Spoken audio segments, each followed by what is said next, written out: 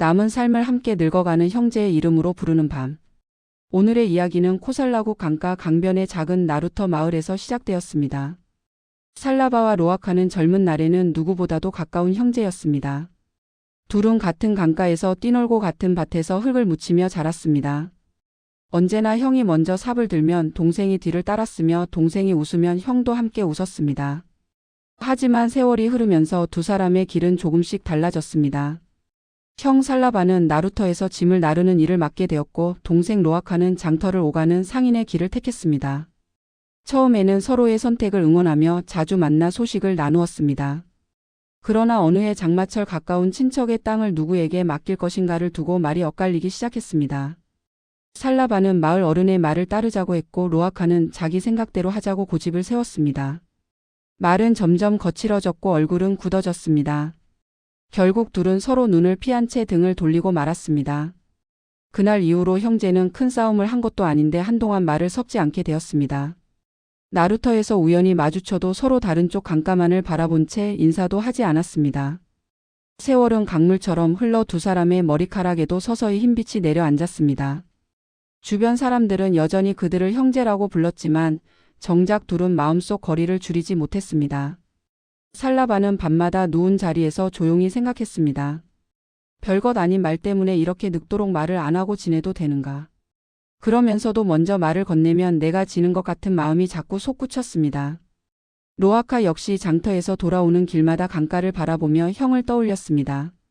형도 나를 보고 싶어 할까? 이제 와서 찾아가면 괜히 미안한 티만 내는 것 아닐까? 두 사람 모두 서로를 떠올렸지만 발걸음은 쉽게 형제의 집 쪽으로 향하지 못했습니다. 어느 저녁 살라바는 강가 둑을 천천히 걷고 있었습니다. 해는 강 위에서 붉게 기울고 나룻배는 하나둘 제자리를 찾아 묶이고 있었습니다. 그때 나루터로 향하는 사람들 틈에서 부처님의 모습이 보였습니다. 부처님은 이 마을에 들러 잠시 머문다는 소문이 이미 강을 따라 퍼지고 있었습니다. 살라바는 망설이다가 조심스럽게 부처님께 다가가 절을 올렸습니다. 부처님이 잔잔한 눈빛으로 물었습니다. 이 저녁 그대의 가슴에는 어떤 물결이 일고 있느냐? 살라바는 숨을 깊게 들이쉬고 천천히 입을 열었습니다. 저에게는 한때 누구보다 가까운 동생이 있었습니다. 사소한 말이 엇갈린 뒤로 우리는 서로 다른 강가만 보며 늙어가고 있습니다. 큰 잘못도 아니었는데 세월이 쌓이며 말 한마디를 건네기가 점점 더 어려워졌습니다. 먼저 다가가면 내가 지는 것 같고 아무 말도 안 하면 강물처럼 거리가 멀어지는 것 같습니다. 이 나이에 이제 와서 한 걸음을 내딛어도 되는지 모르겠습니다. 부처님은 조용히 강가 쪽으로 시선을 돌렸습니다. 그리고 나루터 아래에서 물을 뜨고 있는 두 사람을 가리켰습니다. 한 사람은 이쪽 강둑에서 두레박을 내려 물을 길어 올리고 있었습니다. 다른 한 사람은 맞은편 강둑에서 같은 강물에 두레박을 담그고 있었습니다. 부처님이 살라바에게 물었습니다. 저 둘은 서로 등을 돌리고 있지만 같은 물을 길어 올리고 있지 않느냐? 살라바는 고개를 끄덕였습니다. 부처님이 말을 이었습니다. 강이 줄어들며 물가에 서 있는 사람들은 물을 얻기 위해 한 걸음씩 강 쪽으로 다가서야 한다. 그러면 강둑의 거리는 그대로여도 서로의 얼굴이 전보다 더 잘 보이게 된다. 사람 사이의 인연도 그와 같다. 서로의 마음이 마르기 시작하면 언젠가 둘 중 한 사람은 먼저 물가 쪽으로 다가설 수 있어야 한다. 누가 먼저냐를 따지는 마음은 강둑 위에 서서 등을 돌린 채 물을 바라보지 않는 것과 같다. 그러나 한 사람이라도 조용히 한 걸음 다가서면 두 사람의 그림자는 전에 없던 곳에서 다시 만날 수 있다. 살라바의 가슴 어딘가가 조용히 떨렸습니다. 부처님이 부드러운 목소리로 말했습니다. 그대와 동생은 다른 강물을 마신 것이 아니다. 다만 오래도록 서로 다른 둑에서 서 있을 뿐이다. 그대가 동생의 집 앞까지 모든 길을 메울 필요는 없다. 다만 한 걸음만 물가 쪽으로 옮겨서 보아라. 상처를 잊은 척 완전히 웃어야 하는 것도 아니고 오래된 서운함을 한 번에 지워버릴 필요도 없다. 다만 이렇게 말할 수는 있다. 언젠가 마음이 괜찮아지면 함께 물가를 한번 걸어보자. 그 한마디를 건네기 위해 한 걸음을 내딛는 것. 그것만으로도 강가의 거리는 달라진다. 살라바의 눈가에 뜨거운 물기가 맺혔습니다. 처음에는 동생이 나를 찾아와야 한다고 생각했습니다. 하지만 지금은 서로 등을 돌리고 있는 사이에 강물만 흘러가 버렸다는 생각이 들었습니다. 내가 먼저 물가 쪽으로 한 걸음 옮긴다고 해서 내가 지는 것은 아니구나. 그는 속으로 이렇게 되뇌었습니다. 부처님이 마지막으로 한마디를 더 건넸습니다. 먼저 다가가는 발걸음은 지는 발걸음이 아니라 인연을 살리는 발걸음이다. 그대가 한 걸음 내디딜 때 강물도 그대를 따라 조용히 흘러줄 것이다. 그날 밤 살라바는 오래 미루어 두었던 결심을 조용히 품었습니다. 다음 날 새벽 그는 강가 안개를 가르며 동생의 집 쪽 길을 향해 걸음을 옮겼습니다. 아직 말은 준비되지 않았지만 그의 발걸음은 이미 물가 쪽으로 한 걸음 더 가까이 가고 있었습니다. 언젠가 문 앞에 도착해 문을 두드릴 그 순간을 향해 심장은 조용히 박동을 맞추고 있었습니다. 오늘의 이야기는 이제 조용히 가슴 한켠에 내려놓겠습니다. 이제 이 영상을 듣는 당신의 마음에도 말없이 늙어가는 형제나 친척이 떠오를지 모릅니다. 오늘 하루만큼은 누가 먼저였는가를 세는 마음보다 내 안에서 조용히 물가 쪽으로 옮겨가는 한 걸음을 바라보시길 바랍니다. 그 한 걸음이 아직 멀리 가지 못했더라도 괜찮다고 스스로를 다독여 주시길 바랍니다. 오늘 밤만큼은 강가에 나란히 서 있을 수 있는 그날을 떠올리며 부드러운 숨을 골라 보시길 바랍니다. 오래 함께 살았는데 말은 줄어든 부부의 저녁. 오늘의 이야기는 코살라국 강가 강변의 작은 나루터 마을에서 시작되었습니다. 지타카와 말리카는 평생을 함께 살아온 부부였습니다. 젊은 날 두 사람은 새벽마다 함께 강가로 나가 빨래를 하고 장터에 나갈 짐을 꾸렸습니다. 배를 기다리며 강가에 앉으면 하루 동안 있었던 일과 마음속 걱정을 밤늦게까지 나누곤 했습니다. 세월이 흘러 머리카락에 흰빛이 내려앉을 즈음 두 사람의 하루는 조용해졌습니다. 몸은 전보다 느려졌고 집안일도 줄어들었지만 저녁 식탁에 앉은 둘의 말은 점점 짧아졌습니다. 오늘은 약은 잘 챙겨 먹었는지, 밤바람이 차가우니 문단속은 했는지 같은 말만 오갈 뿐이었습니다. 크게 싸운 일도 없었고 서로를 미워하는 마음도 없었습니다. 그러나 같은 방에 앉아 있어도 마음은 각자 다른 데를 바라보는 것 같았습니다. 지타카는 가끔 이런 생각이 들었습니다. 이 사람과 이렇게 오랫동안 살았는데 요즘은 무얼 좋아하는지 무슨 꿈을 꾸는지도 잘 모르겠구나. 말리카 역시 남편의 등을 바라보며 조용히 한숨을 내쉬곤 했습니다. 싸운 것도 아닌데 왜 이렇게 멀어진 것처럼 느껴질까? 이 나이에 새삼스럽게 무슨 이야기를 더 나누자고 말을 꺼내야 할지 모르겠다. 어느 날 해질 무렵 두 사람은 각각 볼일을 보고 돌아가는 길에 강가 둑에서 마주쳤습니다. 저 멀리 나루터 근처에는 사람들이 모여 있었고 그 가운데 부처님의 모습이 보였습니다. 지타카와 말리카는 서로를 힐끗 바라보았지만 먼저 같이 가자는 말은 꺼내지 못했습니다. 그러다가 부처님이 강가를 따라 마을 쪽으로 천천히 걸어오는 모습이 눈에 들어왔습니다. 두 사람은 어색한 마음을 안고 부처님께 다가가 조심스럽게 절을 올렸습니다. 부처님이 잔잔한 눈빛으로 물었습니다. 이 저녁 그대들의 마음에는 어떤 바람이 불고 있느냐?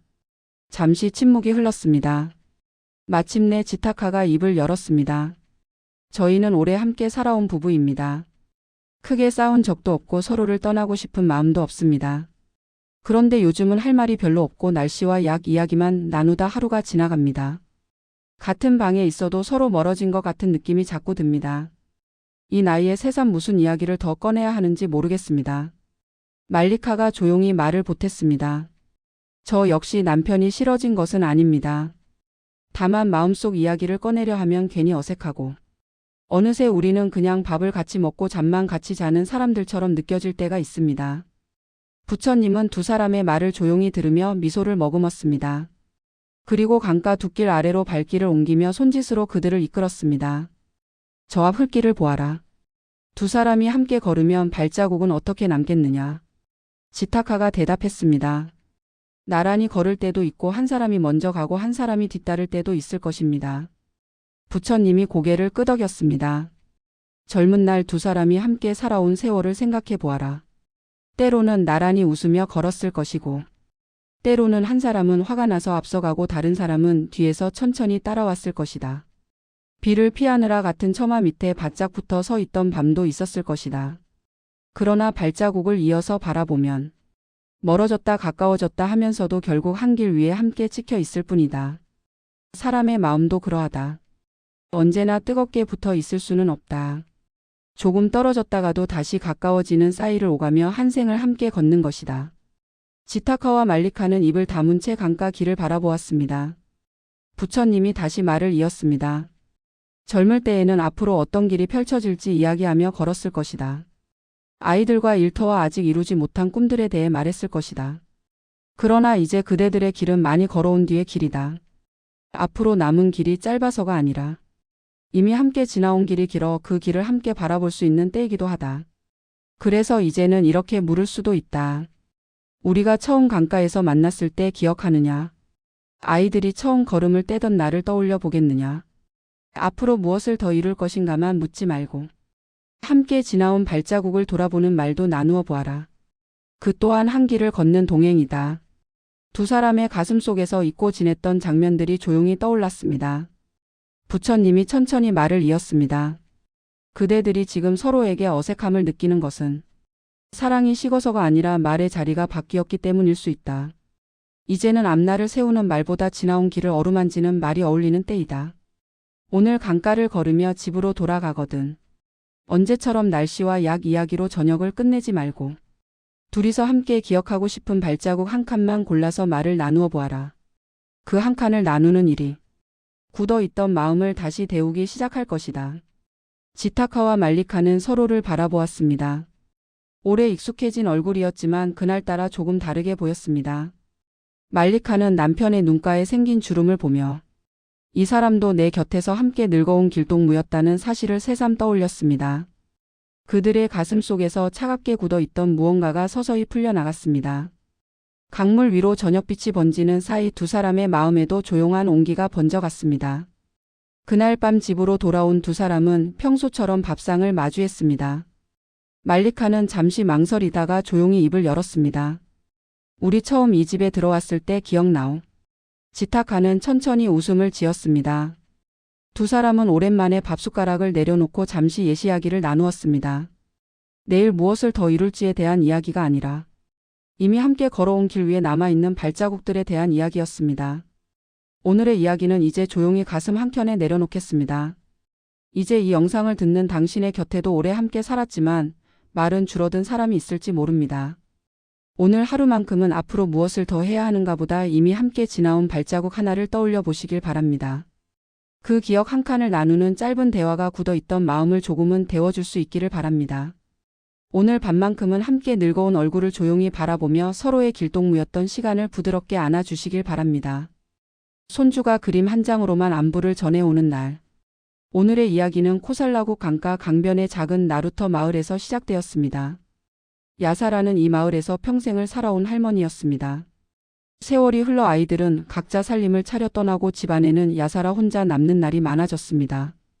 그래도 자기 손으로 키운 손자 리안타를 떠올리면 마음 한켠이 조금 따뜻해지곤 했습니다. 리안타는 장터로 오가는 상인에게 가끔 짧은 안부를 전해왔습니다. 상인은 야사라의 집에 도착해 작은 나무 조각이나 접힌 잎쪽지를 건네주곤 했습니다. 쪽지에는 긴 글보다 둥근 얼굴과 웃는 눈 같은 작은 그림이 먼저 눈에 들어왔습니다. 짧은 글씨도 적혀 있었지만 야사라는 다 읽지 못했습니다. 그래서 그는 그 얼굴이 웃고 있는지 찡그리고 있는지를 먼저 살폈습니다. 야사라는 그 그림들을 손가락으로 쓰다듬으며 혼잣말로 중얼거렸습니다. 이게 무슨 뜻일까? 괜찮다는 말일까? 드물게 리안타가 집에 찾아오는 날이면 또 다른 어려움이 있었습니다. 손자는 도시에서 배운 빠른 말투로 웃으며 이야기했습니다. 야사라는 그 웃음이 좋아 곁에 앉아 있다가도 어느 순간 말이 끊어졌습니다. 요즘 아이들 말은 반도 알아듣지 못하겠다. 무엇부터 물어야 할지 몰라 입을 다물고 있다가 시간이 훌쩍 지나 버리곤 했습니다. 자꾸 안부를 전해달라 하면 손주가 부담스러울까 마음이 쓰였습니다. 그러나 아무 말도 하지 않자니 또 서운함이 가슴까지 차올랐습니다. 어느 날 해가 기울 무렵 야사라는 나루터로 물동이를 가지러 나갔습니다. 강물 위로 붉은 빛이 번지고 배들이 하나둘 묶이고 있을 때였습니다. 나루터 근처에는 사람들이 조용히 모여 있었고 그 가운데 부처님의 모습이 보였습니다. 야사라는 잠시 망설이다가 물동이를 내려놓고 부처님께 다가가 조심스럽게 절을 올렸습니다. 부처님이 잔잔한 눈빛으로 물었습니다. 이 저녁 그대의 마음에는 어떤 물결이 일고 있느냐? 야사라는 조금 떨리는 목소리로 입을 열었습니다. 저에게는 멀리 도시에서 일하는 손자가 있습니다.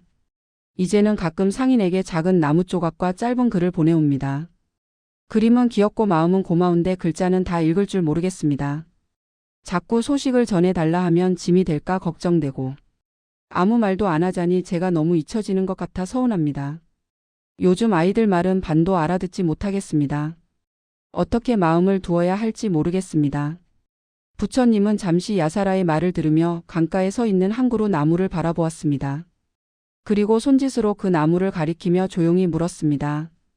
저 나무를 보아라. 그대 눈에는 무엇이 먼저 보이느냐? 야사라는 나무를 바라보다가 대답했습니다. 굵은 줄기와 가지가 보입니다. 부처님이 미소를 머금었습니다. 땅 속에는 눈에 보이지 않는 뿌리가 있다. 뿌리는 깊은 곳에서 흙을 붙잡고 나무가 쓰러지지 않게 버틴다. 줄기는 뿌리와 하늘을 잇는 몸이다. 새로 돋아나는 가지들은 하늘 쪽으로 먼저 뻗어나가 바람과 햇빛을 먼저 만난다. 부처님이 말을 이었습니다. 한 나무 안에서도 뿌리와 줄기와 가지가 하는 일은 서로 다르다. 그러나 모두 같은 나무에서 나온 하나의 생명이다. 나이가 든 세대는 뿌리와 같다. 보이지 않는 곳에서 자리를 지키며 나무를 버티게 한다. 그대 같은 이는 그 뿌리에 가까운 사람이다. 오랜 세월 이 집에 뿌리로 있으면서 자식들을 세워왔다. 그 자식들은 줄기와 같다. 뿌리에서 힘을 받아 몸을 세우고 집안을 밖으로 뻗어왔다. 손자 같은 아이들은 새로 돋아난 가지와 같다. 하늘 쪽으로 먼저 뻗어나가 새로운 바람과 빛을 만난다. 새 가지의 잎이 흔들리는 모습은 뿌리에게 낯설 수 있다. 그러나 그 가지가 있어야 나무 전체가 새 계절을 맞을 수 있다. 부처님이 부드럽게 말을 이었습니다.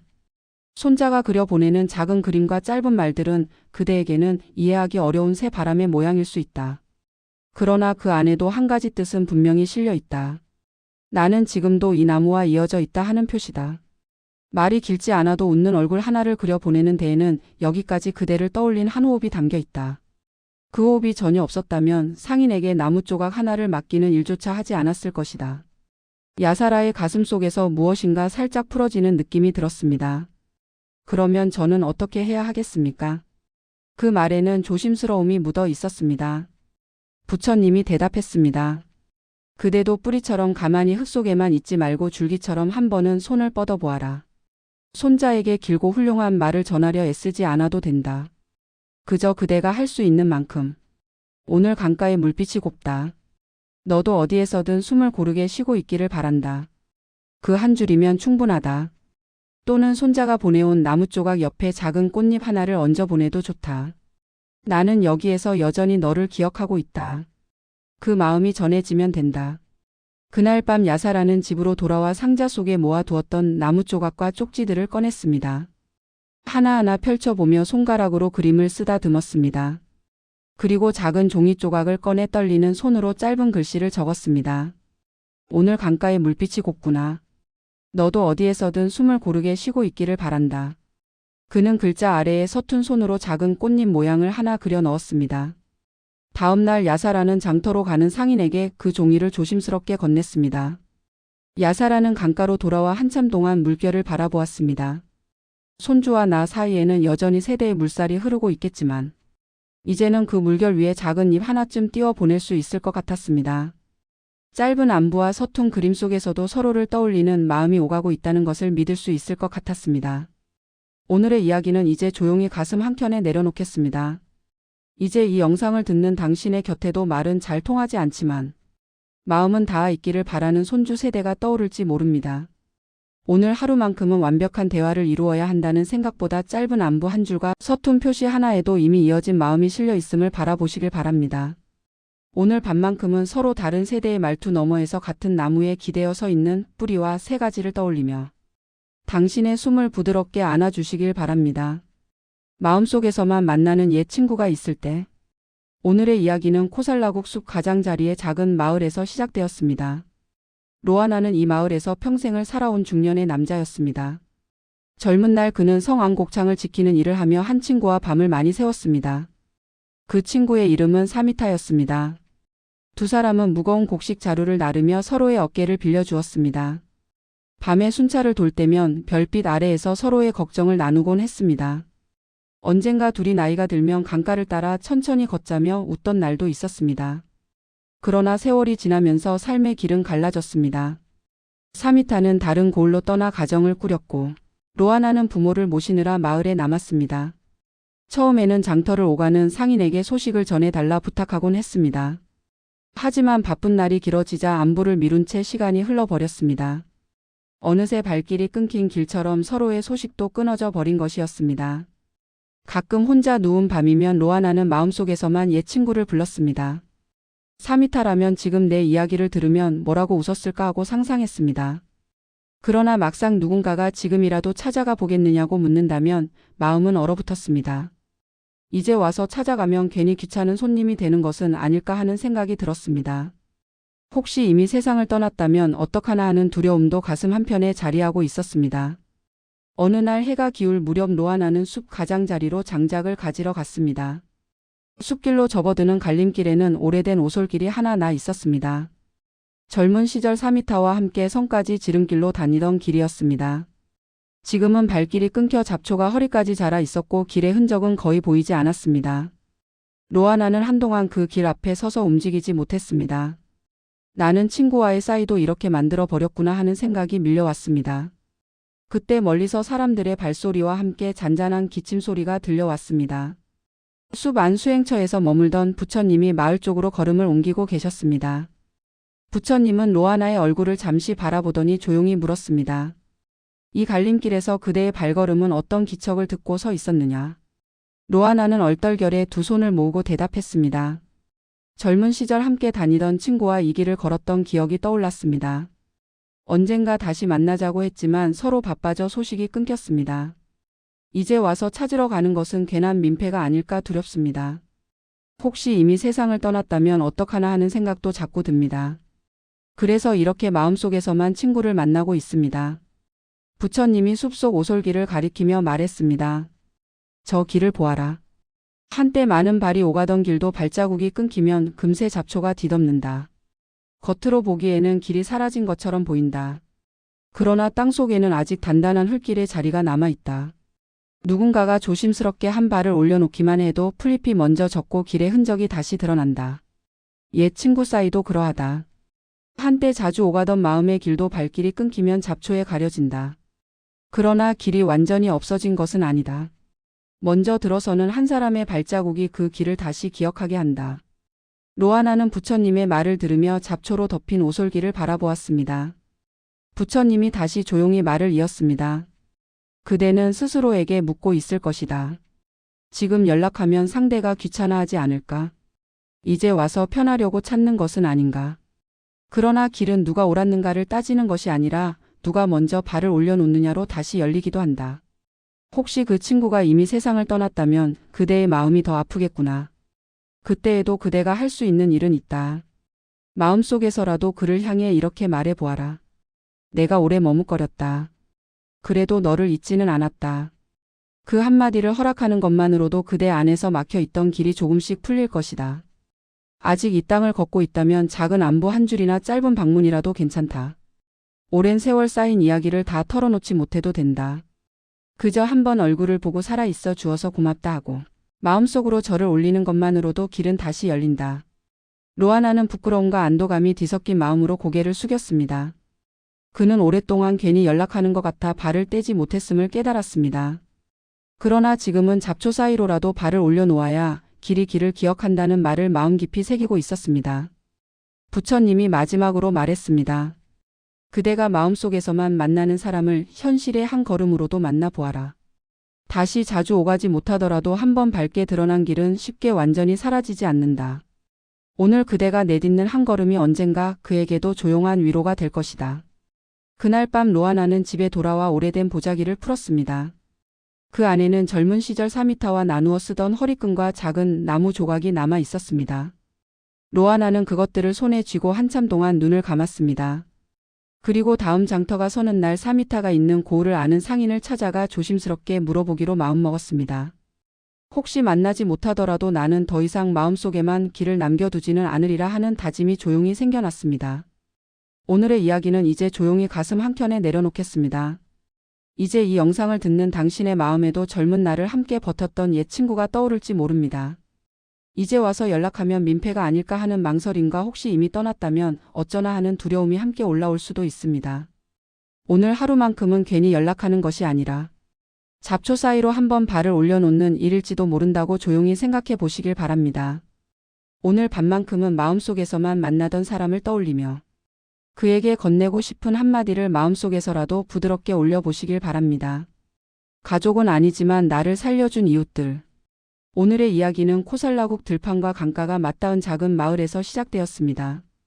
세티아는 이 마을에서 평생을 살아온 중년의 사람이었습니다. 젊은 날에는 아이들과 부모를 돌보느라 숨 돌릴 틈이 없었습니다. 세월이 흘러 아이들은 장터와 다른 고을로 흩어졌고 부모도 하나둘 먼저 떠나갔습니다. 집 안은 조용해졌고 세티아는 점점 말수가 줄어들었습니다.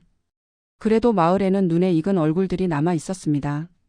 새벽마다 장작을 패던 옆집 노인, 우물가에서 물동이를 나르며 농담을 던지던 아낙, 강나루에서 배를 묶어주며 짧게 인사하던 사공. 세티아는 그들과 깊은 이야기를 나눠본 적은 거의 없었습니다. 다만 눈이 마주치면 고개를 살짝 숙이고 웃어 보일 뿐이었습니다. 어느 날부터인지 세티아의 가슴 한켠에는 알 수 없는 허기가 남았습니다. 가족은 제갈 길을 가고 친구들도 각자의 삶에 바빠졌습니다. 저녁이 되면 집 안에는 숨소리 하나만 맴돌았습니다. 그러면 세티아는 속으로 이렇게 중얼거렸습니다. 가족도 아니고 친구도 아닌 사람들에게 굳이 말을 건네야 하나. 괜히 가까운 척하다가 상대가 불편해하면 어쩌나. 그래서 그는 점점 더 인사를 짧게 줄이고 눈을 피하기 시작했습니다. 우물가에서 먼저 말을 걸어주던 사람들이 조금씩 말을 아끼는 것이 느껴졌습니다. 장터로 가는 길에도 예전보다 자신을 부르는 목소리가 줄어든 것 같았습니다. 그러자 세티아는 또 이렇게 마음을 다그쳤습니다. 역시 가족이 아니면 아무도 나를 오래 기억하지 않는구나. 어느 날 해가 기울 무렵 세티아는 물동이를 들고 우물가로 나갔습니다.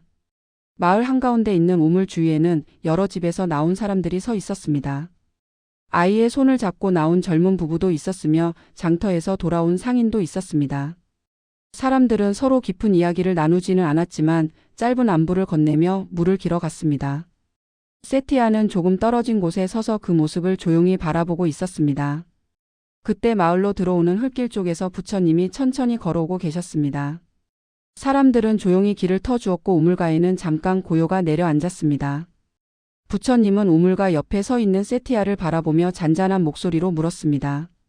이 저녁 이 우물가에서 그대의 마음에는 어떤 생각이 번지고 있느냐? 세티아는 잠시 망설이다가 천천히 입을 열었습니다. 저는 요즘 집에 돌아오면 점점 더 혼자가 된 느낌이 듭니다. 가족은 흩어지고 친구들도 바빠져 예전처럼 찾지 않습니다. 이 우물가에 나와도 다들 가족끼리 이야기하고 금방 돌아갑니다. 가족도 아니고 친구도 아닌 이웃들에게까지 굳이 말을 건네야 할지 모르겠습니다. 괜히 친한 척하다가 상대가 불편해하면 어쩌나 하는 생각이 자꾸 듭니다. 부처님은 우물 속을 한번 들여다보시더니 주위를 둘러싼 집들을 가리켰습니다. 그리고 세티아에게 조용히 물었습니다. 이 우물은 누구의 집에 속해 있느냐? 세티아는 잠시 생각하다가 대답했습니다. 누구의 것도 아니고 마을 모두가 함께 쓰는 우물입니다. 부처님이 고개를 끄덕이며 말을 이었습니다. 우물은 한 집만을 위해 물을 올리지 않는다. 가까운 집도 오고 조금 먼 집도 온다. 물동이 모양도 다르고 길어가는 시간도 다르다. 어떤 이들은 큰 독을 채우고 어떤 이들은 작은 종지를 채운다. 그러나 이 우물이 마르지 않도록 지키는 일에는 모두가 조금씩 힘을 보태야 한다. 부처님은 우물 가장자리의 돌들을 손가락 끝으로 가리켰습니다. 먼지와 낙엽을 치우는 사람. 돌이 깨지지 않게 살피는 사람. 아이들이 빠지지 않도록 조심스레 살피는 사람. 이런 느슨한 손길들이 모여 마을의 목을 축이는 우물이 지켜진다. 부처님이 세티아를 바라보며 말했습니다. 사람의 마음도 이 우물과 같다. 가족과 가까운 벗이 깊은 독처럼 물을 길어가기도 한다. 그러나 그대가 하루를 버티게 하는 물은 꼭 깊은 독에서만 오는 것이 아니다. 우물가에서 눈을 마주치고 고개를 끄덕여주는 이웃. 나루터에서 짐을 잠시 들어주는 손. 장터에서 길게는 못 떠들지만 오늘도 왔느냐고 한마디 건네는 주인의 목소리. 그것들이 작은 종지로 떠가는 물처럼 그대의 마음을 적셔준다. 세티아는 가슴 한켠에서 무언가 뜨거운 것이 올라오는 것을 느꼈습니다. 생각해보니 가장 힘들었던 날에도 우물가 인사를 통해 숨을 고르곤 했던 기억이 떠올랐습니다. 집으로 돌아가는 길에 나루터 사공이 들어 주던 짐의 무게가 다시 느껴지는 듯 했습니다. 부처님이 다시 조용히 말을 이었습니다. 그대는 스스로에게 묻고 있었을 것이다. 가족도 아닌데 굳이 말을 섞어야 할까? 그러나 이웃과 나누는 짧은 인사와 안부는 깊은 줄을 묶지 않은 느슨한 끈과 같다. 이 끈들은 멀리서 보면 가느다랗게 보이지만 많은 끈이 모이면 큰 짐도 함께 묶을 수 있다. 삶이 갑자기 흔들릴 때 그 느슨한 끈들이 그대를 한 번 더 붙잡아 줄 수도 있다. 세티아는 조심스럽게 물었습니다. 그러면 저는 어떻게 마음을 두어야 하겠습니까? 부처님은 부드럽게 대답했습니다. 그대가 이웃에게 건네는 인사는 빚을 지우는 약속이 아니라 우물을 함께 지키자는 표시일 뿐이다. 오늘 하루 수고하셨습니다 하는 한마디도 우물가의 돌 하나를 받쳐두는 손길과 같다. 상대가 불편해하지 않을까 두려워 마음을 닫기보다 그대가 할 수 있는 만큼의 짧은 안부를 나누어 보아라. 그것이 그대를 살리고 언젠가 그대의 집을 살릴 물이 되어 돌아올 것이다. 세티아의 가슴 안에서 굳어있던 무엇인가가 조금 풀어지는 느낌이 들었습니다. 그는 자신이 가족과 가까운 벗에게만 기대어 살았다고 여기며 이웃과의 작은 인사를 가볍게 여겨온 것을 떠올렸습니다. 그러나 떠올려 보면 가장 무너질 것 같았던 날마다 우물가와 장터와 나루터에서 건네지던 짧은 안부들이 그의 하루를 다시 세워주었습니다. 나는 이분들과 함께 이 우물을 쓰는 사람이다 하는 생각이 조용히 마음에 자리 잡았습니다. 그날 저녁 세티아는 물동이를 이고 집으로 돌아가다가 우물가에서 마주치는 사람에게 먼저 인사를 건넸습니다. 오늘 하루도 수고하셨습니다 라며 짧게 말했을 뿐인데 서로의 얼굴에 잔잔한 웃음이 번지는 것이 느껴졌습니다. 나루터를 지나며 사공에게도 고생이 많습니다 하고 한마디를 얹었습니다. 답으로 돌아온 짧은 웃음 속에서 세티아는 묵직한 위로를 느꼈습니다. 집에 돌아와 기름등잔에 불을 올리자 방 안은 여전히 조용했습니다. 그러나 세티아의 가슴은 아까보다 덜 비어 보였습니다. 문밖 어둠 너머로 우물가와 장터와 나루터가 함께 떠올랐습니다. 그곳에 서 있는 여러 얼굴이 마치 하나의 우물가를 둘러싼 집들처럼 느껴졌습니다. 오늘의 이야기는 이제 조용히 가슴 한켠에 내려놓겠습니다. 이제 이 영상을 듣는 당신의 마음에도 피 한 방울 섞이지 않았지만 마음이 조금 놓이게 하는 동네 얼굴들이 떠오를지 모릅니다. 가족도 아니고 깊은 친구도 아니라서 괜히 말을 섞기 망설였던 사이가 있었을지도 모릅니다. 오늘 밤만큼은 그 짧은 인사와 안부가 이미 당신의 마음 우물을 지켜준 작은 손길이었을 수 있다는 생각을 조용히 떠올려 보시길 바랍니다. 오늘 하루 수고하셨습니다 하는 한마디를 건네고 받을 수 있는 힘만으로도 당신의 밤이 조금은 덜 외롭기를 바랍니다. 자식에게 짐되고 싶지 않다는 마음과의 화해. 오늘의 이야기는 코살라국 큰 강이 바다처럼 넓어지는 나루터 마을에서 시작되었습니다. 마두라는 이 마을에서 평생을 살아온 나이든 어머니였습니다. 젊은 날 그는 하루 종일 나루터에서 짐을 나르며 자식을 키웠습니다. 아들 산타카는 자라서 큰 성으로 나가 장사를 하게 되었습니다. 처음 성으로 떠날 때 산타카는 어머니의 손을 꼭 잡고 말했습니다. 어머니, 제가 돈을 벌어 다시 모시러 오겠습니다. 그 말에 마두라는 눈물을 삼키며 고개를 끄덕였습니다. 그러나 세월이 흐르는 동안 아이는 장사길에 바빠졌고 돌아오는 날은 자꾸 미뤄졌습니다. 가끔 상인이 성에서 오는 편지를 가져오면 마두라는 두 손으로 공손히 받았습니다. 어머니, 저는 잘 지내고 있습니다. 요즘 장사가 바빠 자주 찾아뵙지 못해 죄송합니다. 편지에는 늘 이런 말이 적혀 있었습니다. 마두라는 편지를 품에 안고 앉아 있다가도 이런 생각이 들었습니다. 내가 아프고 외롭다고 말하면 아이에게 짐이 되겠지. 내가 힘들다는 말을 꺼내면 저 멀리 항해하는 배에 닷을 붙잡는 것 같겠지. 그래서 그는 답을 보낼 때마다 이렇게만 적었습니다. 나는 여기서 잘 지내고 있다. 너는 내일에만 온전히 마음을 두어라. 그러면서도 긴 날들이 지나도록 편지 한 장 없거나 소식이 늦어지면 가슴 한켠이 서늘해졌습니다. 나루터로 나가는 길에 다른 집 자식들이 부모를 찾아온 모습을 보면 마음이 살짝 저려왔습니다.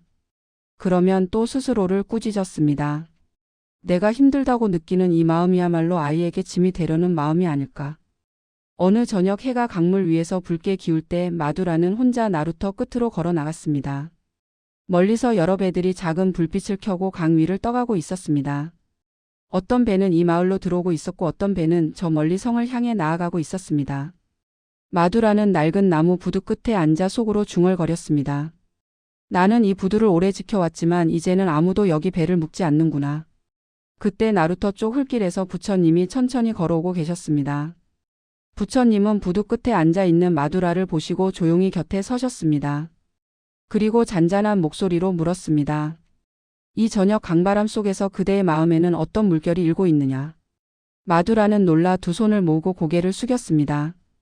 잠시 숨을 고른 뒤 그는 조심스럽게 말을 꺼냈습니다. 저에게는 성에서 장사하는 아들이 하나 있습니다. 어린 시절에는 저만 바라보고 살던 아이였습니다. 이제는 제가 아이를 바라보며 지내는 날이 더 많습니다. 저는 요즘 몸도 자주 아프고 밤이면 외로운 생각이 많이 듭니다. 그래도 아이가 바쁜 걸 알기에 힘들다는 말을 편지에 쓰지 못합니다. 내가 힘들다고 말하면 아이에게 짐이 될 것만 같습니다. 그러면서도 소식이 없으면 서운한 마음이 올라옵니다. 이 두 마음이 부딪혀 스스로가 더 미워집니다. 부처님은 잠시 강물을 바라보시다가 나무 부두와 멀리 떠가는 배들을 가리키셨습니다. 저 배들을 보아라. 강 위에는 저 멀리 항해를 나간 배들도 있고 이 부두에 가까이 머무는 배들도 있다. 배는 물길을 따라 이곳저곳을 오가며 제 할 일을 다해야 한다. 부처님은 마두라가 앉아있는 부두와 그 옆에 세워진 작은 등불을 가리켰습니다. 부모는 종종 이 부두와 작은 등대와 같다. 배를 이 부두에 묶어두는 사람이 아니다. 그러나 어둠이 내릴 때 저 멀리 떠있는 배에게 이렇게 알려주는 자리다. 여기 여전히 너를 생각하는 부두가 있다. 필요할 때 언제든 돌아와 쉴 수 있는 자리가 있다. 마두라는 그 말을 듣고 가슴이 조용히 떨렸습니다. 부처님이 말을 이었습니다. 그대가 아이에게 아무것도 기대지 않으려 하는 마음은 부두를 아예 없애버리려는 마음과 비슷하다. 그렇다고 아이를 붙잡아 두려는 마음은 떠나야 할 배의 밧줄을 풀어주지 않는 것과 같다. 부두와 등대에 이른 배를 붙잡는 것도 사라져 버리는 것도 아니다. 그저 거기 서서 불을 밝히고 있을 뿐이다. 마두라는 조용히 물었습니다. 그렇다면 저는 어떻게 아이를 떠올려야 하겠습니까? 부처님이 부드럽게 대답했습니다. 그대가 아이에게 힘들다고 말하는 것이 모두 짐이 되는 것은 아니다. 때로는 부두에 불이 켜져 있다는 것을 보여주는 것일 뿐이다. 아이야, 나는 여기 이렇게 하루를 견디며 지내고 있다. 너를 걱정하고 생각하는 마음이 여전히 이 자리에 있다. 이 정도의 마음을 전하는 것은 배를 끌어당기는 밧줄이 아니라 저 멀리서도 볼 수 있는 작은 등불과 같다. 아이도 먼 바다에서 그 불빛을 본다면 언젠가 돌아와 잠시 배를 묶고 숨을 고를 수 있을 것이다. 마두라의 눈가에 뜨거운 눈물이 맺혔습니다. 그는 그동안 아이에게 아무것도 기대지 않으려는 마음과 서운함을 느끼는 마음을 계속 싸우게 두었다는 것을 깨달았습니다. 멀리서라도 아이가 가끔 나를 떠올릴 수 있도록 조용히 빛을 비추는 일. 그것이 내가 할 수 있는 부모의 일이라는 생각이 마음속에 조용히 내려앉았습니다. 부처님이 마지막으로 말했습니다. 그대가 아이에게 보내는 짧은 편지 한 줄, 상인을 통해 전하는 안부 한마디가 곧 등대의 불빛이다. 아이를 붙잡지도 완전히 끊어버리지도 않고 부드러운 거리를 두는 사랑이 있다. 그 사랑이야말로 서로를 숨막히게 하지 않으면서도 언제든 다시 만날 수 있는 길을 밝혀준다. 그날 밤 마두라는 집에 돌아와 오래 간직해 두었던 종이를 꺼냈습니다. 손이 떨려 글씨는 고르지 못했지만 마음을 모아 한 줄 한 줄 적었습니다. 나는 아직 이 나루터에서 너를 위해 등불을 밝히고 있다. 너도 내가 있는 곳에서 숨을 너무 조급히 몰아쉬지 않기를 바란다. 그는 편지를 접어 다음 장터날 성으로 가는 상인에게 전해달라고 부탁하기로 마음먹었습니다. 밤이 깊어갈수록 강 위의 불빛은 하나둘 사라져 갔습니다. 그러나 마두라의 가슴 속에는 작고 단단한 불씨 하나가 새롭게 켜진 것처럼 느껴졌습니다. 아이에게 짐이 되지 않기 위해 스스로를 지우려 하던 마음 대신 조용히 불을 밝히는 부두가 되고 싶다는 바람이 자리 잡았습니다. 오늘의 이야기는 이제 조용히 가슴 한켠에 내려놓겠습니다. 이제 이 영상을 듣는 당신의 마음에도 자식에게 짐이 되고 싶지 않아 말을 아끼던 시간이 떠오를지 모릅니다. 그러면서도 연락이 없으면 서운해지는 마음과 스스로를 미워하던 기억이 함께 올라올 수도 있습니다. 오늘 밤만큼은 아이를 붙잡지도 완전히 끊어내지도 않는 부드러운 거리에 사랑이 있다는 것을 조용히 떠올려 보시길 바랍니다. 당신 또한 누군가에게 여전히 불을 켜주는 작은 등대일 수 있음을 숨을 고르며 부드럽게 느껴보시길 바랍니다. 먼저 떠난 사람과 함께 밥을 먹는 저녁. 오늘의 이야기는 코살라국 강가에 자리한 작은 마을의 저녁 밥상에서 시작되었습니다. 수마라는 오랫동안 같은 집에서 살아온 나이든 여인이었습니다. 젊은 날 그녀는 남편 다야카와 함께 밥상을 마주보며 하루를 나누곤 했습니다. 강가에서 일하던 남편이 돌아오면 두 사람은 나무 그릇을 마주 놓고 앉았습니다. 오늘 장터에서 누구를 만났는지, 강물의 빛이 어땠는지, 사소한 이야기들이 저녁 밥상 위에 조용히 쌓였습니다. 세월이 흘러 남편의 머리에도 흰빛이 내려앉았습니다. 그러던 어느 해 겨울, 다약하는 긴 기침 끝에 조용히 숨을 거두었습니다. 장작불 옆에 남겨진 것은 그의 옷 몇 벌과 손에 익은 나무 숟가락뿐이었습니다. 그날 이후 집안의 저녁은 달라졌습니다. 밥상에는 여전히 두 사람의 자리가 놓여 있었습니다. 수마라는 습관처럼 그릇 두 개를 꺼냈다가 다시 하나를 치우곤 했습니다. 빈자리를 바라보면 가슴이 저릿해져서 어느 날부터는 일부러 그 자리를 보지 않으려 했습니다. 어차피 이제 혼자 먹어야지. 이제는 그만 잊어야 하는 거겠지. 그렇게 중얼거리며 수마라는 일부러 밥을 서둘러 먹고 자리를 정리했습니다. 그러나 밤이 되어 등잔불만 남으면 마음은 다시 다른 소리를 내었습니다.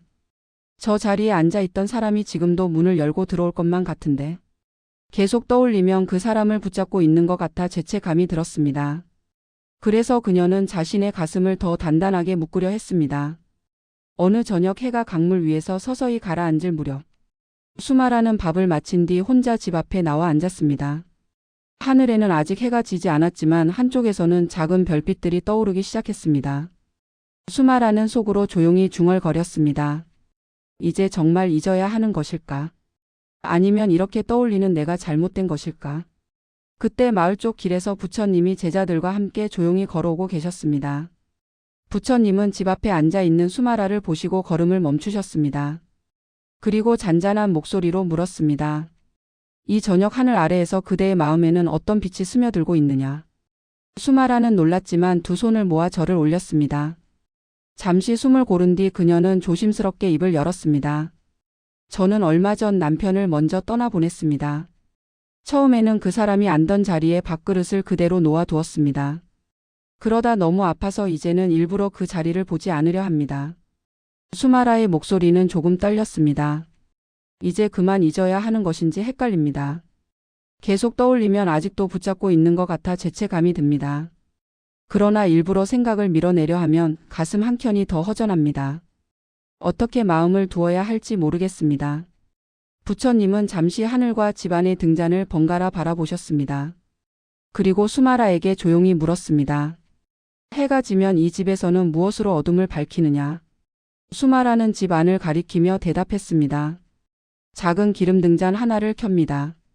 부처님이 고개를 끄덕이며 말을 이었습니다. 등잔불 하나가 켜지면 방 안은 따뜻한 빛으로 물든다. 그러나 기름이 닿으면 불은 꺼진다.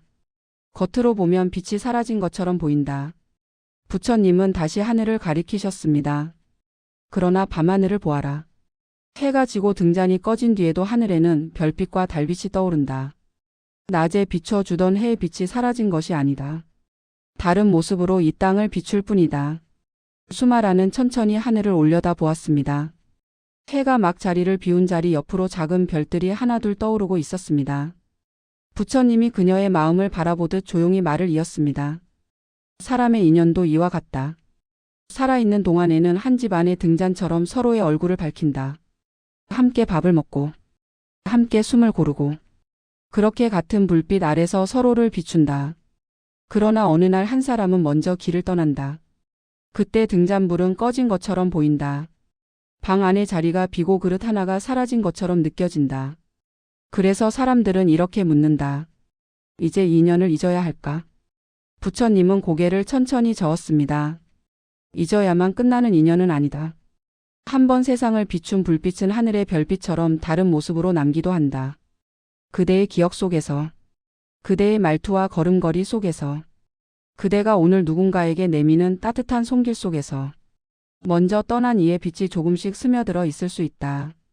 수마라의 눈가에 뜨거운 물기가 맺혔습니다. 수마라는 남편이 늘 밥을 천천히 씹으라고 말하던 목소리를 떠올렸습니다. 장터에서 힘든 사람을 보면 조용히 짐을 들어 주던 다야카의 손을 떠올렸습니다. 생각해보니 요즘 자신이 이웃의 짐을 잠시 들어줄 때마다 그 손동작이 남편을 조금씩 닮아가고 있었습니다. 수마라는 조심스럽게 물었습니다. 그렇다면 저는 이 자리를 어떻게 대해야 하겠습니까?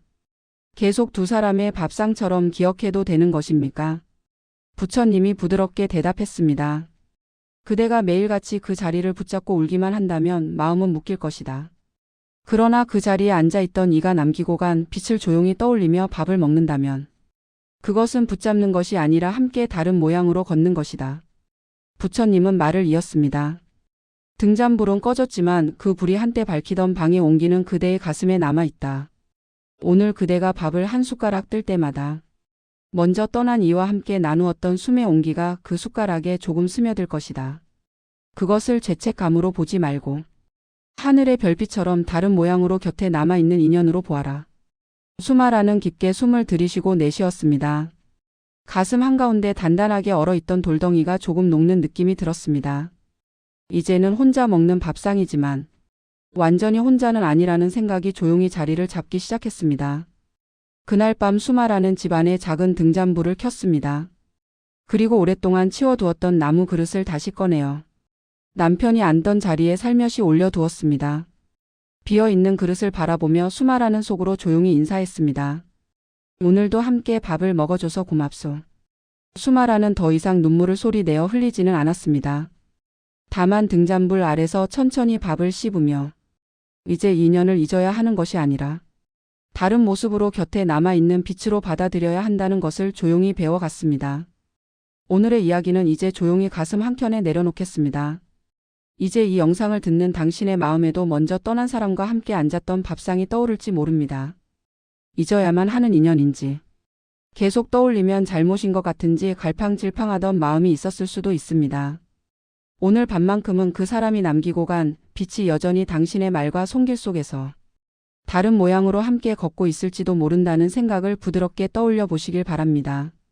지금 이 순간 한 숟가락의 밥을 천천히 씹으며 당신 곁에 남아있는 작은 별빛 같은 인연들을 조용히 느껴보시길 바랍니다.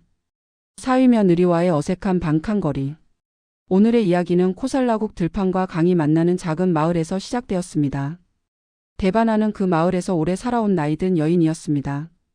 아들은 장터가 있는 성으로 나가 살게 되었고 며느리 라비니와 함께 가정을 꾸렸습니다. 세월이 흘러 손자까지 생기자 두 사람은 가끔씩 마을 집으로 내려오곤 했습니다. 처음 며느리가 집에 인사를 왔을 때를 데바나는 아직 또렷이 기억했습니다. 낯선 얼굴이었지만 정갈하게 두 손을 모으는 모습이 마음에 들었습니다. 그날 데바나는 속으로 조용히 다짐했습니다. 이 아이를 친딸처럼 맞이해보자. 그러나 시간이 지날수록 마음먹은 대로만 되지는 않았습니다. 라비니가 집에 오면 데바나는 무엇을 어떻게 도와야 할지부터 헷갈렸습니다. 조금 쉬라고 했다가 게으르게 보는 것은 아닐까 걱정되었습니다. 일을 함께 하자고 했다가 힘들게만 만드는 것은 아닐까 마음이 오락가락했습니다. 입을 열 때마다 속으로 여러 번 말을 고쳤습니다. 그만 쉬어라. 라는 말이 간섭처럼 들리지는 않을까. 그냥 내가 편한 대로 해라. 라는 말은 또 너무 남같게 들리지 않을까. 라빈이 역시 어색함을 느끼고 있었습니다. 장터에서 돌아온 남편과 아이를 보살피느라 늘 분주했지만 시어머니 생각이 자주 떠올랐습니다. 마음을 편하게 놓고 싶었지만 선을 넘는 것 같아 조심스러웠습니다. 자칫 말을 잘못 꺼내면 버릇없는 며느리로 보일까 두려웠습니다. 식사 자리에서는 이런 마음들이 더 또렷해졌습니다. 데바나는 며느리에게 반찬을 더 올려주고 싶었습니다. 그러나 젓가락을 들었다가 다시 내려놓았습니다. 과하게 챙기는 것처럼 보이면 라비니가 불편해하지는 않을까 걱정되었습니다. 라비니는 데바나를 향해 감사 인사를 건네고 싶었습니다. 그러나 입술 끝에서 말이 맴돌다가 다시 사라지곤 했습니다. 마음이 가까이 가고 싶으면서도 반 칸쯤 떨어져 서 있는 느낌이 두 사람의 사이를 감쌌습니다. 어느 날 아들과 며느리가 성으로 돌아간 뒤 데바나는 홀로 마당을 쓸고 있었습니다.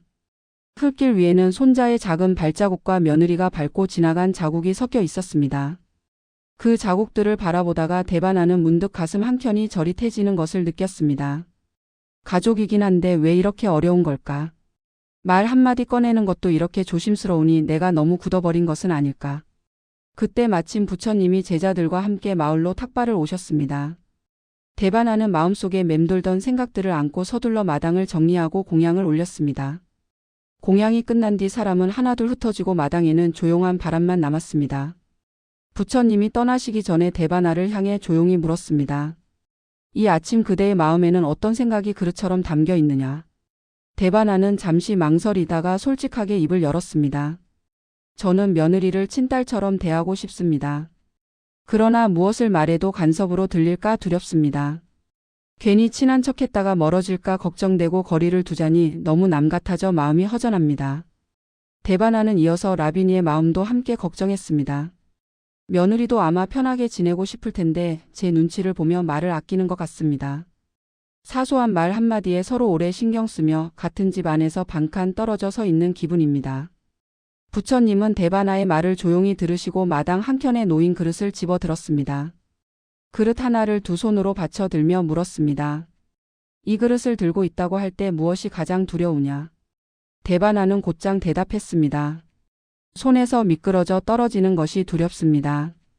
부처님이 미소를 머금고 제자 한 명을 불러 그릇을 반대편에서 함께 받치게 했습니다. 이제 두 사람은 서로 다른 방향에서 같은 그릇을 떠받치고 서 있었습니다. 부처님이 말했습니다. 한쪽 손만 그릇을 들고 있을 때에는 힘이 모자라면 떨어뜨릴까 두려워진다. 그러나 서로 다른 쪽에서 같은 그릇을 함께 받치면 모양은 달라도 마음은 한 방향을 향하고 있다. 부처님은 대바나를 바라보며 말을 이었습니다. 며느리와 그대도 이 그릇을 함께 드는 두 손과 같다. 한 손은 오래 이 집을 지켜온 어른의 손이고 다른 한 손은 새로 이 집을 돕기 위해 들어온 젊은 손이다. 손 모양은 다르고 힘을 쓰는 자리는 조금씩 다를 수 있다. 그러나 놓치지 않으려는 마음만큼은 같은 그릇을 향해 있다. 대바나는 가만히 서서 그 말을 들었습니다. 부처님이 다시 물었습니다. 그릇을 혼자만 들고 있다고 생각하면 어떤 말이 간섭처럼 느껴지겠느냐? 대바나는 조용히 대답했습니다. 이 집을 온전히 제 손으로만 지켜야 한다고 생각하니 며느리의 작은 말도 제 자리를 빼앗는 것처럼 느껴졌던 것 같습니다. 부처님이 부드럽게 고개를 끄덕였습니다. 이제는 한 그릇을 양쪽에서 함께 들고 있다고 생각해 보아라. 그대의 말이 간섭이 아니라 함께 지키려는 마음이 될 것이다. 며느리의 말도 이 집을 향해 손을 보태는 움직임으로 보일 것이다. 부처님은 마지막으로 이렇게 덧붙였습니다. 완벽히 친딸과 친어머니처럼 느껴지지 않아도 괜찮다. 다만 같은 그릇을 함께 바치는 동료라는 생각을 마음에 품어라. 그러면 어색한 반칸 거리가 서서히 따뜻한 반걸음으로 바뀌기 시작할 것이다. 그날 저녁 대바나는 며느리와 손자가 다시 찾아왔을 때 마음을 조금 달리해 보았습니다. 라비니가 부엌일을 도우려 다가왔을 때 대바나는 조심스럽게 말을 건넸습니다. 오늘은 내가 반쯤 들 테니 너도 반쯤만 들어라. 라비니는 뜻을 정확히 알 수는 없었지만 대바나의 얼굴에 어려있는 부드러운 미소를 보았습니다. 그리고 조용히 대답했습니다. 그러면 저도 한쪽에서 잘 받쳐 들겠습니다. 그 말에 대바나의 가슴 한켠이 따뜻하게 데워지는 느낌이 들었습니다. 두 사람 사이의 반칸 거리가 조금은 좁혀진 듯 했습니다. 오늘의 이야기는 이제 조용히 가슴 한켠에 내려놓겠습니다. 이제 이 영상을 듣는 당신의 마음에도 사위나 며느리와의 어색한 반칸 거리가 떠오를지 모릅니다. 가까이 다가가자니 싫어할까봐 걱정되고 거리를 두자니 너무 남 같아지는 마음이 함께 있을 수 있습니다. 오늘 밤만큼은 완벽한 친부모와 친자식이 아니라 같은 그릇을 함께 바치는 동료라는 생각을 조용히 떠올려 보시길 바랍니다. 당신의 손과 그 사람의 손이 같은 방향으로 한 그릇을 받쳐 들고 있다는 느낌을 가슴에 품으며 숨을 천천히 고르듯 쉬어 보시길 바랍니다. 다들 바쁜데 나만 남은 것 같다는 날의 동네 인연. 오늘의 이야기는 코살라국 한 작은 시장 마을의 저녁 무렵에서 시작되었습니다. 아시타는 젊은 날부터 수레에 짐을 싣고 장터를 오가며 살아온 남자였습니다. 해가 뜨기 전에 일어나 짐을 싣고 해가 질 때까지 사람들을 만나는 삶이었습니다. 장터 사람들은 그를 이름보다 수레 아저씨라고 더 자주 불렀습니다. 세월이 흐르면서 그의 어깨와 무릎에는 서서히 통증이 찾아왔습니다. 어느 해에는 더 이상 무거운 짐을 싣고 먼 길을 오가기가 힘들어졌습니다. 마침내 그는 수레를 다른 젊은 이에게 넘기고 이를 손에서 놓았습니다. 처음 며칠 동안은 아침에 늦게까지 누워 있을 수 있다는 것이 이상하게 좋았습니다. 그러나 일주일 한 달이 지나자 다른 감정이 조용히 올라오기 시작했습니다. 해가 뜨면 장터로 향하던 발걸음이 멈추자 하루가 어디에 속하는지 알 수 없었습니다. 집 안에서 마주하는 것은 오래된 기름 등잔과 비어있는 수레 자리뿐이었습니다. 아침이든 낮이든 저녁이든 누구도 그를 부르지 않았습니다. 사람들이 바쁜 발걸음으로 장터로 향하는 모습을 바라보며 그는 속으로 중얼거렸습니다. 다들 바쁘게 자기 자리를 지키며 사는데 나만 혼자 남겨진 것 같구나. 요즘 그의 하루 중 유일한 대화는 우물가에서 물을 기르며 나누는 짧은 인사뿐이었습니다. 반찬 가게 주인이 오늘은 조금 얼굴빛이 좋아 보이시네요. 라고 말해줄 때면 가슴이 조금 덜 허전했습니다. 사찰에서 열리는 법회에 가서 함께 연부를 따라 부를 때면 잠시 마음이 덜 비었습니다. 그러나 집으로 돌아오는 길에는 다시 이런 생각이 따라 붙었습니다. 이 나이에 친구를 새로 사귄다는 게 가능하기나 할까? 괜히 모임에 끼어들었다가 남들이 불편해하면 어쩌나? 내가 너무 한가한 늙은이처럼 보이지 않을까? 어느 날 저녁 아시타는 강가 둑을 따라 천천히 걸었습니다. 강 건너 숲에는 서로 다른 나무들이 줄지어 서 있는 것이 보였습니다. 굵은 나무, 가는 나무, 키 작은 나무들이 섞여서 있었습니다. 해가 기울면서 그 나무들 아래에는 넓은 그늘이 하나로 이어져 있었습니다. 아시타는 그 모습을 잠시 바라보다가 다시 고개를 숙였습니다. 나는 이제 어느 숲에도 속하지 못한 나무 같구나. 그렇게 생각하자 가슴 한켠이 서늘해졌습니다. 그때 강가 길 끝에서 부처님과 제자들이 천천히 걸어오고 있었습니다. 마을 사람들은 이미 탁발을 올리고 집으로 돌아간 뒤였습니다. 아시타는 갑작스럽게 마주친 부끄러움에 몸을 피하려다가 이내 두 손을 모아 절을 올렸습니다. 부처님이 잔잔한 눈빛으로 그를 바라보며 물었습니다. 이 저녁 그대의 마음에는 어떤 바람이 지나가고 있느냐? 아시타는 잠시 숨을 골랐습니다. 그리고 그동안 누구에게도 말하지 못했던 마음을 조용히 꺼내 놓았습니다. 저는 오래 장터를 오가며 수레를 끌던 사람이었습니다. 이제는 몸이 따라주지 않아 일을 내려놓았습니다. 사람들은 각자 일터로 장터로 집안일로 바쁘게 움직입니다.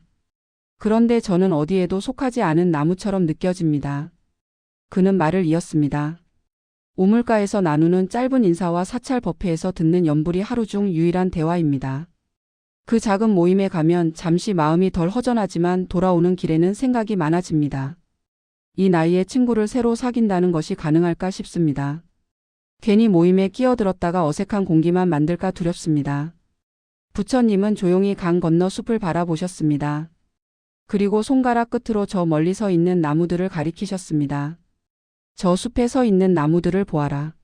아시타도 시선을 따라 숲을 바라보았습니다. 부처님이 천천히 말을 이었습니다. 어떤 나무는 줄기가 굵고 키가 높아 멀리서도 눈에 띈다. 어떤 나무는 가늘고 키가 작아 사람들 눈에 잘 들어오지 않는다. 어떤 나무는 한쪽으로 비스듬히 자라 있고 또 어떤 나무는 다른 나무들 사이에 가려 반쯤만 보인다. 겉으로 보면 굵은 나무가 더 의지할 만해 보일 수 있다. 그러나 숲의 그늘은 한 나무만이 만드는 것이 아니다. 굵은 나무, 가는 나무, 키 작은 나무가 함께 서 있어야 넓고 시원한 그늘이 생긴다. 부처님의 목소리가 바람처럼 부드럽게 이어졌습니다. 사람의 인연도 그러하다. 한 사람은 왕궁의 일을 맡고 한 사람은 장터에서 수레를 끌며 또 한 사람은 반찬 가게를 지키고 또 다른 이들은 사찰의 종소리를 맡아 생활한다. 각자의 키와 굵기와 모양은 다르지만 함께 있을 때에야 비로소 한 마을의 그늘이 만들어진다. 아시타는 말없이 그 말을 들었습니다. 부처님이 다시 물었습니다. 그대가 우물가에서 나누는 짧은 인사와 법회에서 함께 연불하는 숨을 어떻게 바라보고 있느냐?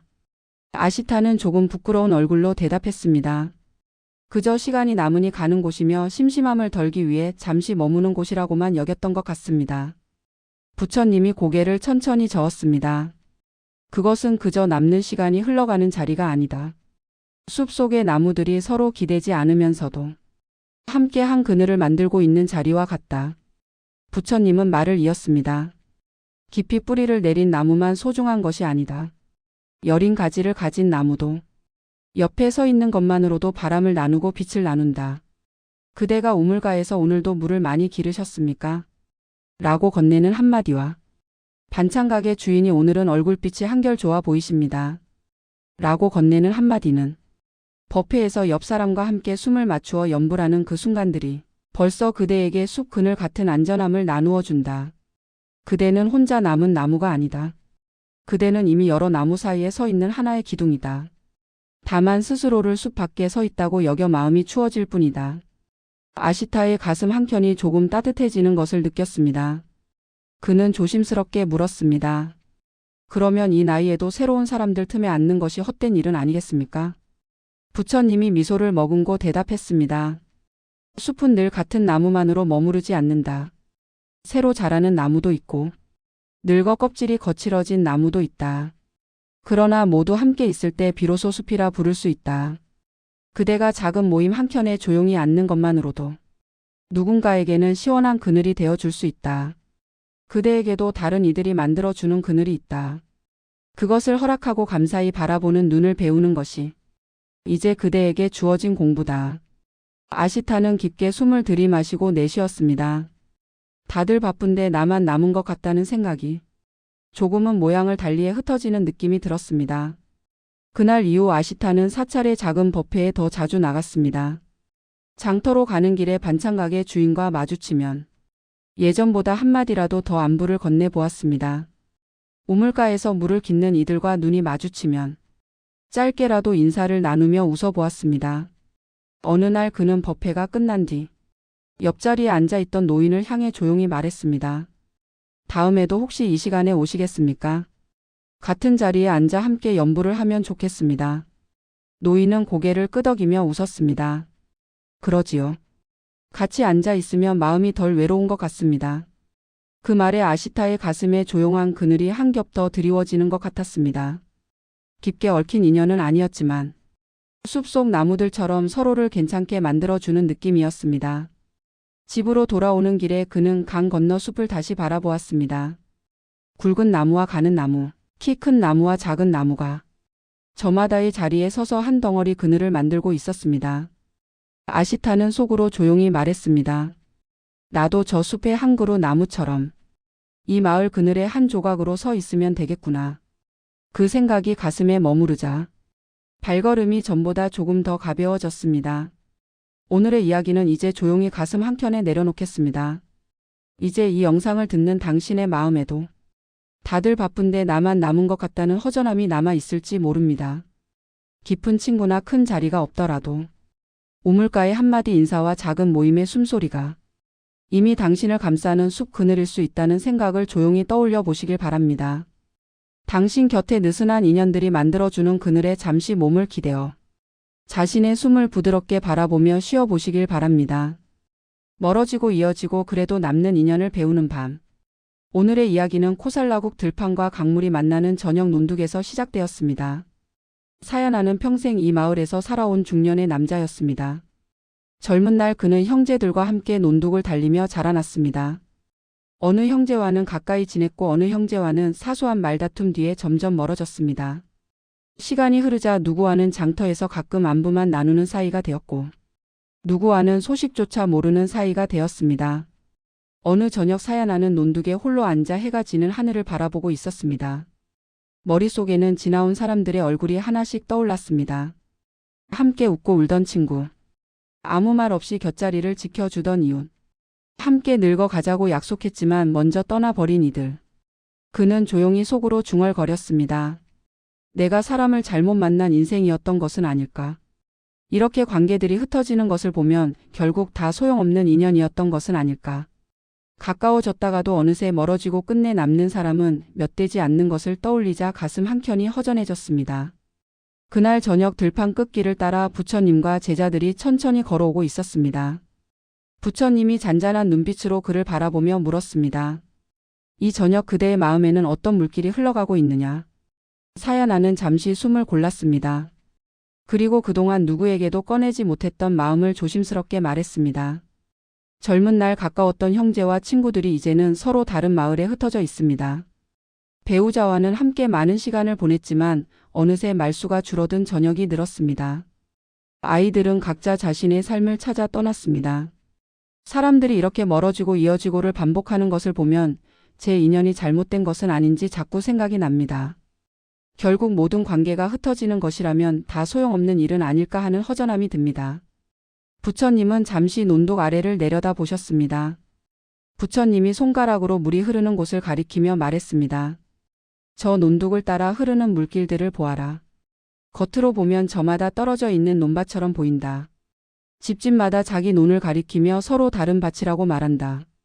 부처님은 조금 몸을 기울여 논 사이를 잇는 좁은 수로를 가리켰습니다. 그러나 물길을 따라 아래로 내려가 보면 결국 한 줄기 강으로 모여 흐른다. 위에서 내려온 물이 여러 갈래로 나뉘었다가도 다시 하나의 강으로 이어지는 것처럼 보이지 않느냐. 사람의 인연도 그러하다. 어느 때에는 서로 다른 논처럼 멀어져 보이지만 한때는 같은 물을 나누어 가진 관계였다. 함께 웃고 울고 밥을 나누고 길을 걸었던 그 시간 속에서 이미 같은 물이 서로의 마음에 스며들었다. 사연아는 조용히 논둑 아래를 바라보았습니다. 좁은 수로를 따라 작은 물방울들이 서로 부딪히며 흘러가는 모습이 눈에 들어왔습니다.